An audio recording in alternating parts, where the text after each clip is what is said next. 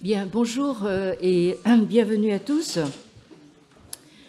Alors, ça fait vraiment plaisir de vous voir aussi nombreux. On pensait que vous étiez tous partis en vacances et donc il faut commencer par dire que ça fait un certain temps que Henri Laurence et moi avions envie d'organiser de concert un colloque sur le despotisme oriental, en mettant ensemble les différents Orients sur lesquels nous travaillons respectivement, à la fois dans la perspective spatiale et temporelle. Nous avons commencé par explorer la dimension spatiale il y a 2 ans, en juin 2022, dans un colloque qui s'est tenu ici même au Collège de France sur la violence politique vue par les historiens du Moyen et de l'Extrême-Orient, qui faisait lui-même suite à un colloque précédent organisé par ma chère en juin 2019, qui s'est tenu en anglais, qui s'intitulait Historians of Asia on Political Science, on Political Violence, pardon, donc les historiens de l'Asie sur la violence politique. Et ce colloque de 2019 a donné lieu à une publication numérique en open edition, c'est-à-dire en ligne, en accès libre et gratuit, tandis que celui de 2022, que nous avons fait ensemble avec Henri, a fait l'objet d'un livre publié aux éditions Hémisphère au début de cette année. Il s'agit de ce volume-là. Alors, le colloque que nous faisons aujourd'hui, alors on voit que le thème du despotisme attire du monde, n'est-ce pas, et que, évidemment, la communication du professeur Briand également. Enfin, alors, ce colloque doit beaucoup donc à la Fondation Hugo du Collège de France, qui nous a beaucoup soutenus financièrement. Il doit également beaucoup à Madame Sophie Bosser, qui naturellement a disparu, qui a assuré la plus grande partie de l'organisation logistique, à Monsieur Khaled Mohamed et à Madame Tia Bingwei, qui elle aussi vient de disparaître. Bon, alors non, elle est là, elle se cache derrière le monsieur. Voilà.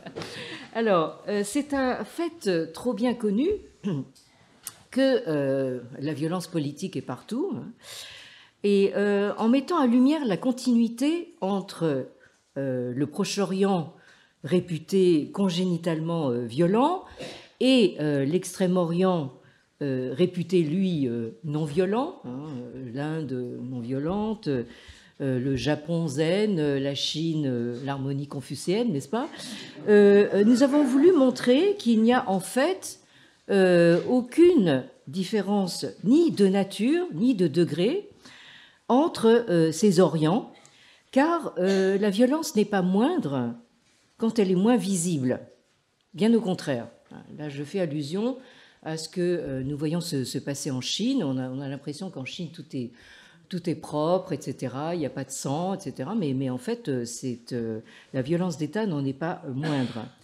Aujourd'hui, dans le contexte où nous nous trouvons ici en France, à la veille d'un tournant politique extrêmement dangereux, nous sommes confrontés à la réalité de multiples conflits armés qui semblaient avoir épargné le cœur de l'Europe depuis la Deuxième Guerre mondiale, et nous sommes confrontés à la réalité aussi de tensions ou de relations sociopolitiques tendues jusqu'au point de rupture.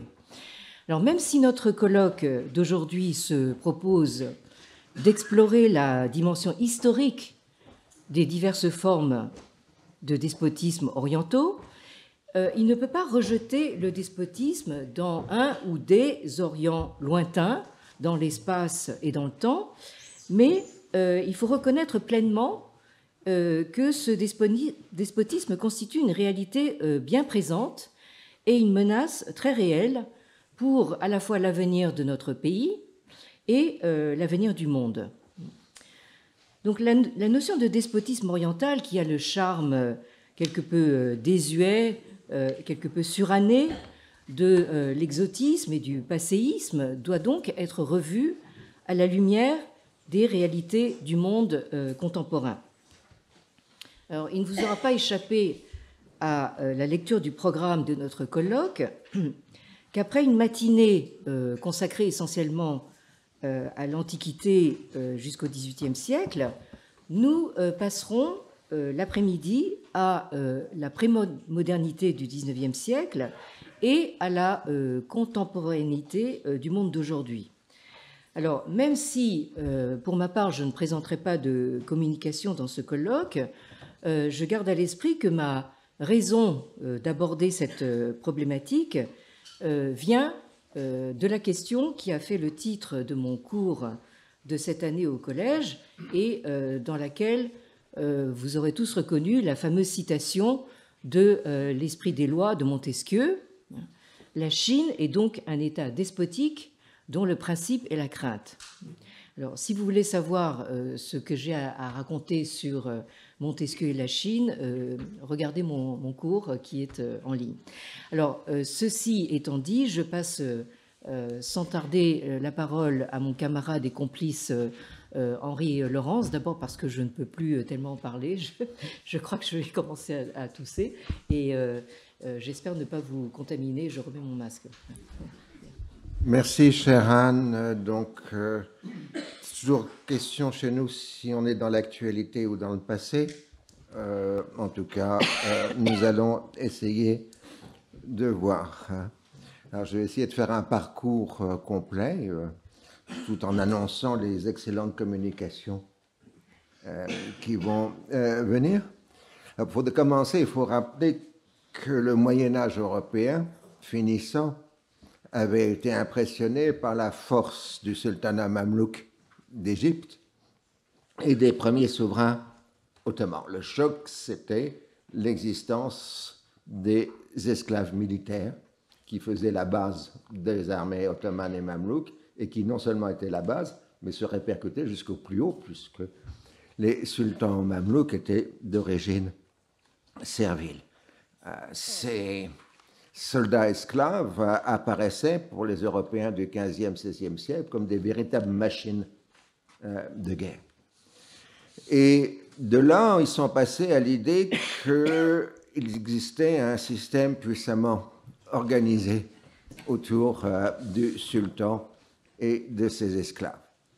Et par extension, l'ensemble de la société a été perçu comme servile, dépendant du bon vouloir du souverain, dont l'autorité n'est limitée que par des lois religieuses, faute de l'existence d'un vrai corps de loi civile. Ce que l'on a en fait ici, c'est le choc entre un monde aristocratique européen, défini par l'hérédité, et l'existence d'une classe dirigeante servile qui ne se reproduit pas à chaque génération. C'est ce qu'Ernest Gellner avait appelé jadis une classe castrée, c'est-à-dire interdite de se reproduire dans ses positions sociales. Et il montrait aussi que l'Église catholique était une classe castrée, identique un peu à la classe castrée des militaires des pays de l'islam méditerranéen. Alors évidemment, la redécouverte de la pensée politique des anciens a permis de structurer l'interprétation. Chez Aristote, le terme de despote renvoie à une autorité s'exerçant sur une population d'esclaves, qu'il se soit une maisonnée privée ou un État. Et je ne continue pas sur ce sujet puisque Pierre va certainement nous évoquer tout cela. Les Romains, me semble-t-il, n'utilisent pas le terme de despotisme, mais reprennent l'idée de la nature servile des peuples asiatiques, bien que ça leur pose un certain nombre de problèmes, puisque les peuples asiatiques sont en général des peuples hellénisés depuis les conquêtes d'Alexandre, et donc il y a un peu un jeu entre... Ils sont de chez nous, mais pas de chez nous. On voit ça chez Juvénal, etc. Alors, c'est à la fin du XVIe siècle, sous l'influence des relations des ambassadeurs vénitiens à Constantinople, qui a appliqué la définition aristotélicienne du despote au système politique ottoman. Jean Bodin oppose aussi la monarchie royale où si les sujets obéissent au souverain, ce dernier respecte leur liberté naturelle et leur bien à la monarchie. Donc il l'oppose à la monarchie tyrannique où le monarque abuse des personnes libres comme d'esclaves et des biens des sujets comme ceux d'esclaves. Alors, dans la première moitié du XVIIe siècle, le terme de despote est ainsi utilisé pour souligner que la menace ottomane n'est pas simplement religieuse, mais qu'elle est synonyme d'asservissement complet. On se bat tout aussi bien pour la religion chrétienne que pour les libertés dues à l'existence d'aristocratie. La population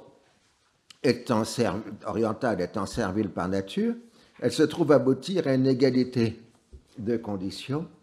Et si on définit la démocratie par l'égalité des conditions, le despotisme et la démocratie tendent à se confondre. Et on aura ce genre de pensée jusqu'à Tocqueville au XIXe siècle.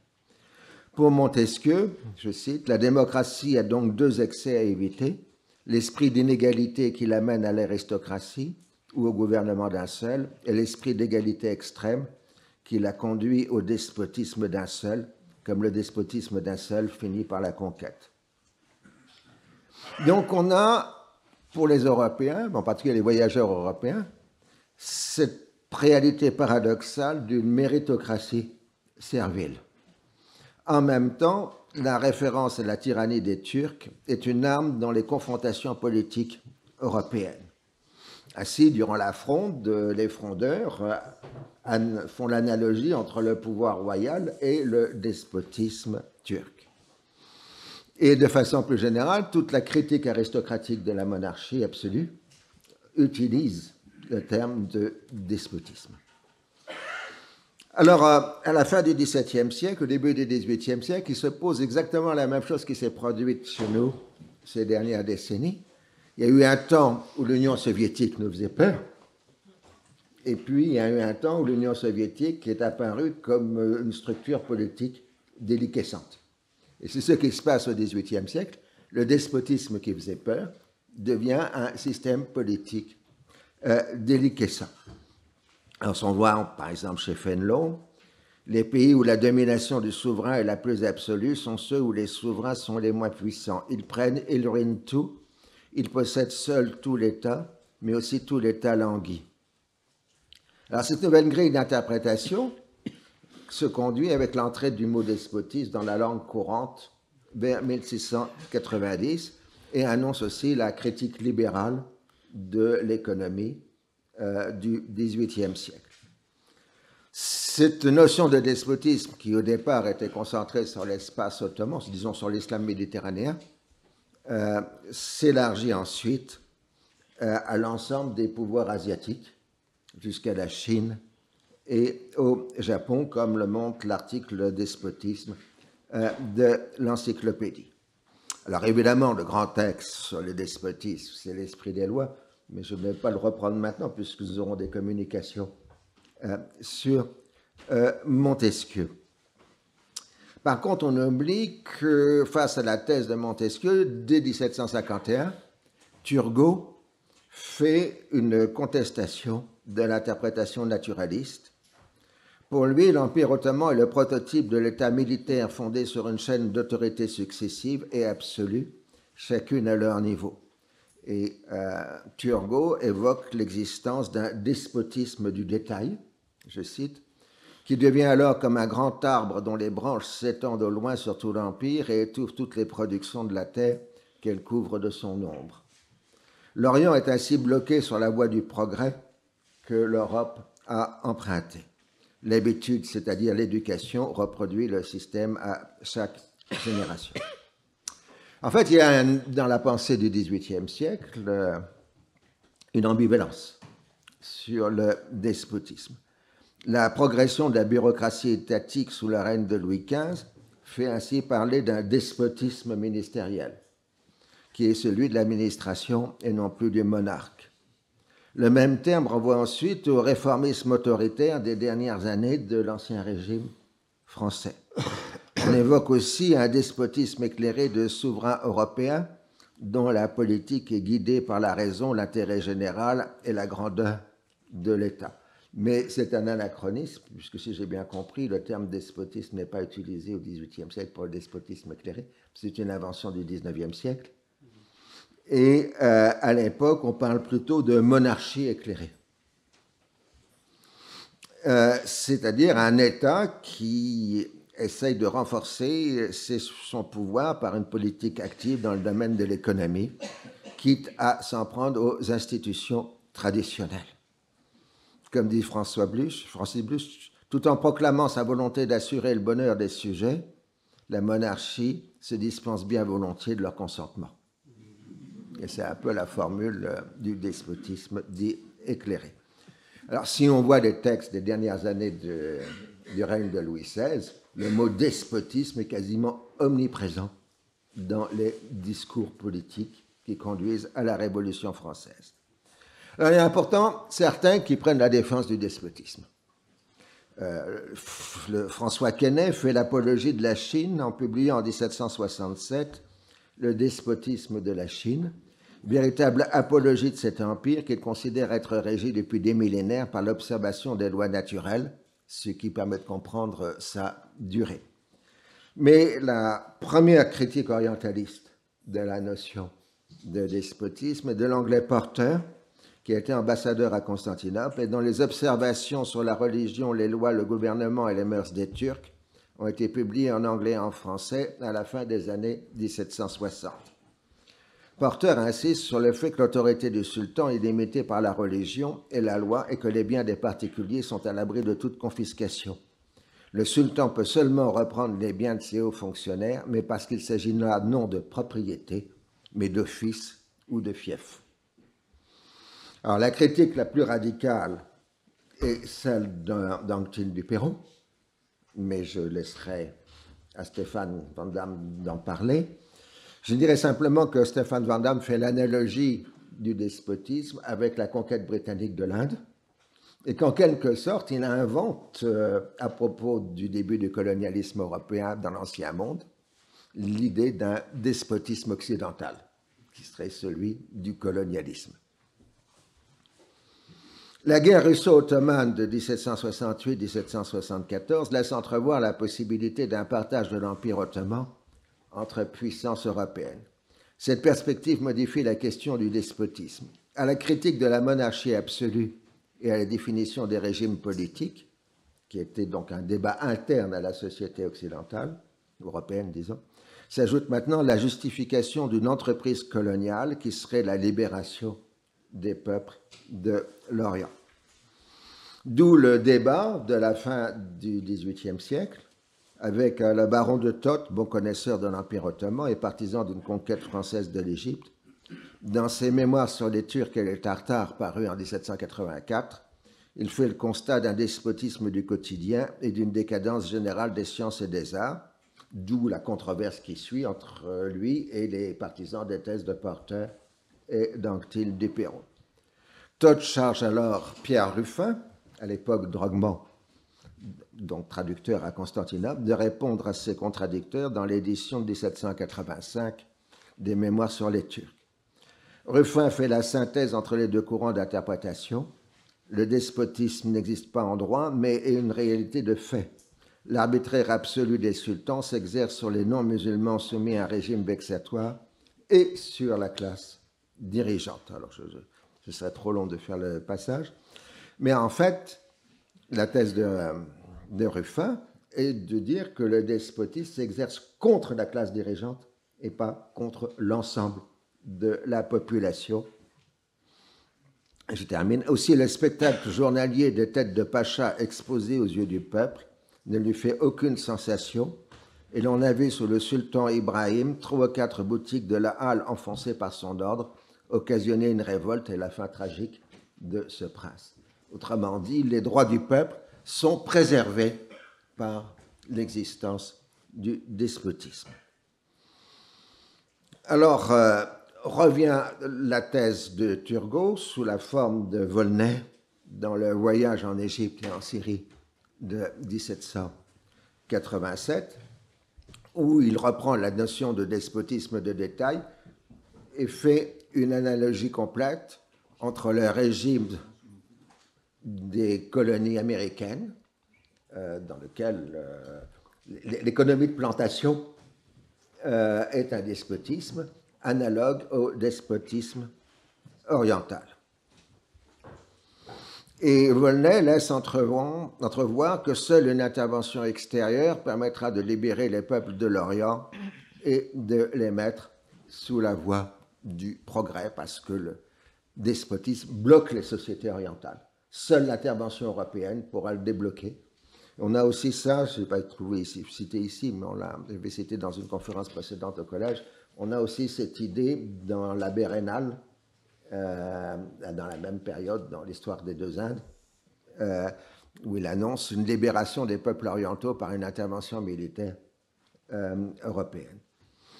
Alors, la Révolution française s'est faite au nom de la régénération de la France puis du genre humain, et évidemment, l'expédition d'Égypte se présente comme une opération de libération des Orientaux du despotisme ottoman. Mais surtout, on est maintenant dans une perspective de mise à niveau, en quelque sorte. L'intervention occidentale met à niveau les peuples retardés pour les amener à se remettre à leur place, qui est celui de l'Europe.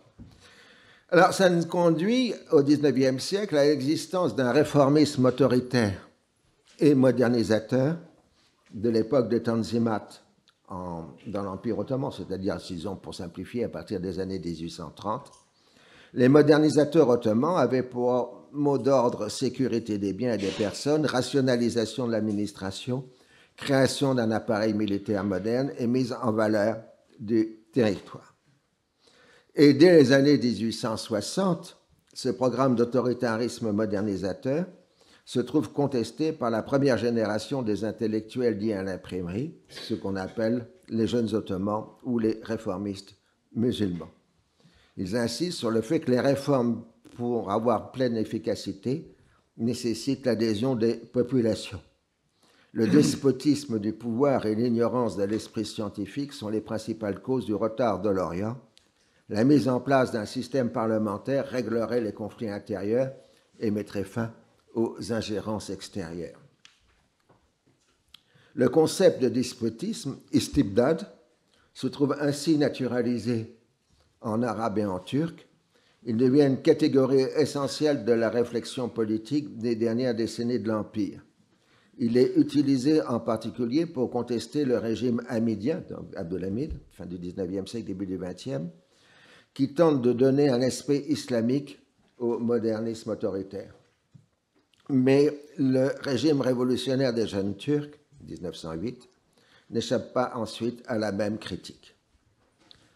Pendant ce temps, dans la pensée européenne, en particulier chez les marxistes, le despotisme oriental se transforme en mode de production asiatique, caractérisé par la subordination des travailleurs à l'État représentée par la bureaucratie. Il s'agit en quelque sorte d'un approfondissement chez les marxistes du despotisme du détail, marqué déjà au milieu du XVIIIe siècle. Il n'existe pas de propriété privée des moyens de production et le commerce est faible pour réaliser ses projets, d'où le fait que l'État a le recours à la corvée, donc on n'est pas dans un système servile, mais dans un système de confiscation du travail en quelque sorte. Au XXe siècle, la question du despotisme renvoie à celle du totalitarisme, considéré à la fois comme gouvernement par la crainte, du fait de l'absence de loi protectrice des personnes et des biens, et évidemment aussi d'absence de propriété, et par contre la propriété publique des biens de production. Chez certains critiques du modèle soviétique, la déviation par rapport au projet marxiste s'expliquerait par la remontée de l'héritage asiatique de la Russie.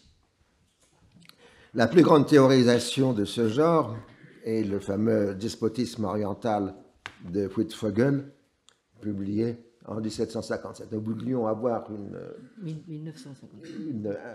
intervention sur Wittfogel, mais on était trop bloqués par... Oui, pas 1757, 1957. Oui, 1957, pardon. Voilà, donc, met en relation les régimes despotiques avec l'organisation centralisée des grands travaux d'irrigation dans les vallées fluviales à l'aube de l'histoire.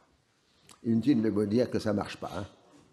en tout cas pour l'Égypte, il n'y a jamais eu de gestion centralisée des réseaux d'irrigation avant Mehmet Ali, c'est-à-dire à peu près 1840-1850. Mais bon, ça c'est une autre affaire. Alors ce modèle du despotisme asiatique aurait sa dernière concrétisation par le stalinisme. Et on comprend très bien que le livre de Wittfogel a été largement subventionné par la propagande américaine. Et d'ailleurs, l'édition française avait une magnifique préface de Pierre Vidal-Naquet qui démolissait au passage une large partie des thèses de Wittfogel, ce qui avait mis en rage et l'auteur et les gens qui avaient financé l'édition française. Mais bon, ça appartient à la vie intellectuelle française. Le terme de despotisme est utilisé aujourd'hui dans la contestation d'un certain nombre de régimes arabes et musulmans, voire même pour une bonne partie de l'ancien domaine colonial. Il renvoie à la question du culturalisme et à l'universalité des droits de l'homme. On passe ainsi du totalitarisme des mouvements révolutionnaires, version radicale du despotisme éclairé, à l'autoritarisme qui marie projet politique et kleptocratie. Dans l'analyse théorique, la notion de totalitarisme décline aujourd'hui puisqu'il n'est plus question de créer un homme nouveau. Elle est remplacée par celle d'autoritarisme qui combine nationalisme exprimant des valeurs spécifiques dont le principal mérite est de rejeter l'état de droit et la démocratie représentative. Kleptocratie et système sécuritaire souvent se drapent des oripeaux de l'antiterrorisme. Pratiquement partout dans le monde, on interdit les oppositions parce qu'elles sont définies comme terroristes, que ce soit en Égypte, en Arabie Saoudite ou dans d'autres pays du même genre. Et en Chine. Et en Chine, absolument. Donc, dans une conférence précédente que j'avais fait jadis avec Madame Delmas-Marty, j'avais expliqué que l'antiterrorisme tuait beaucoup plus de gens que le terrorisme. Ah, bon. Je l'ai même écrit, enfin, c'est même publié. Pour l'instant, je n'ai pas encore été saisi en justice. Il n'en reste pas moins que tous ces régimes ont bien pour premier fondement l'utilisation de la crainte pour interdire toute forme de dissidence. Et c'est bien le trait qui unit toutes les formes du despotisme, imaginaire ou réel. Voilà. Madame la Présidente. Bien.